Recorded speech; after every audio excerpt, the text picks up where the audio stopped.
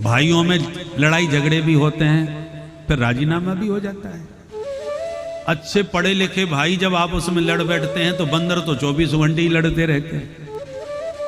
बंदरों की तो प्रकृति है, आपस में लड़ते रहेंगे नेक नेक बात पर। और तुम किसी बंदर को पकड़ लो, फिर देख लो सारे बंदर तुम पर हमला कर देंगे, सब संगठित हो जाएंगे एक क्षण में। इन बंदरों से ही हमें सीख लेना चाहिए। ऐसी कौन जाति है ऐसे कौन सा वर्ण है जिसमें भेद न हो? सारे भेद भावों से ही भरा हुआ है संसार। केवल सनातनियों में ही भेद नहीं है, वर्ण व्यवस्था के रूप में 4 भेद है, ब्राह्मण क्षत्रिय वैश्य शूद्र।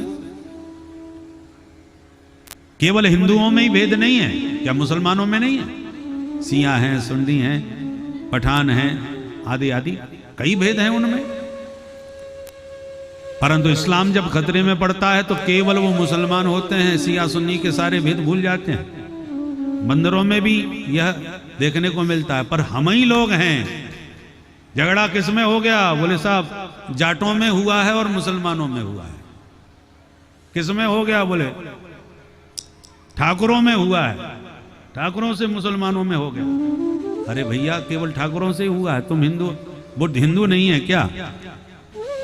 जब देखो महाभारत का सिद्धांत है, अब कथा तो लंबी है इसलिए विस्तार से नहीं सुनाएंगे, संकेत में सिद्धांत का ही संकेत करते हैं।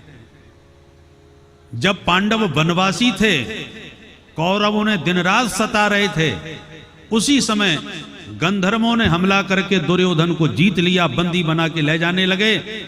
तो भीमसेन नाचने लगे, अच्छा हुआ कि दुष्ट ने हमको बहुत सताया, अब पड़ा पल्ले, अब अपने आप बिना लाठी टूटे ही सांप मर गया। युधिष्ठिर जी ने तुरंत फटकारा और भीमसेन से कहा तुम क्या बोल रहे हो, वो हमारा भाई है।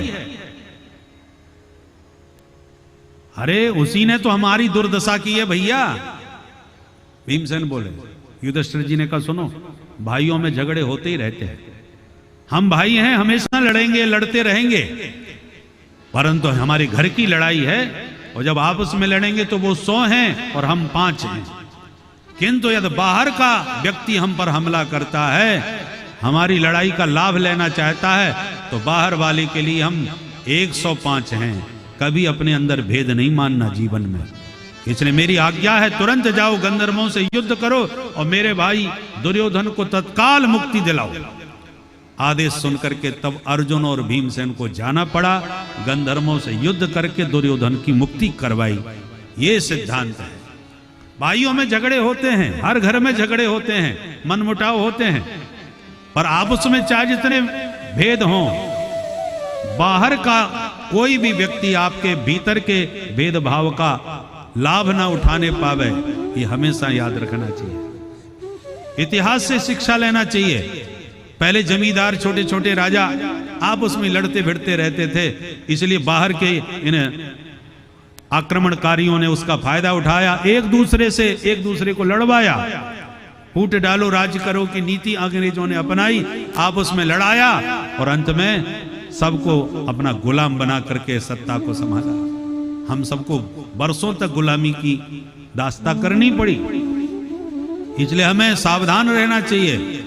हम आपस में कितना भी मतभेद रखते हों, परंतु हमारे धर्म पर जब संकट आवे, हमारे राष्ट्र पर जब संकट आवे, तो सारे मतभेद भुला करके हमें सिर्फ भारतीय बन करके, सिर्फ सनातनी हिंदू बन करके संगठित हो करके, क्योंकि जब तक संगठन हमने यदि संगठित समय होते हुए हम संगठित नहीं हुए तो अपने अस्तित्व को हम गंवा बैठेंगे, अस्तित्व को खतरे में डाल देंगे। इसलिए हमें सदैव सावधान रहने की आज वर्तमान में विशेष आवश्यकता है।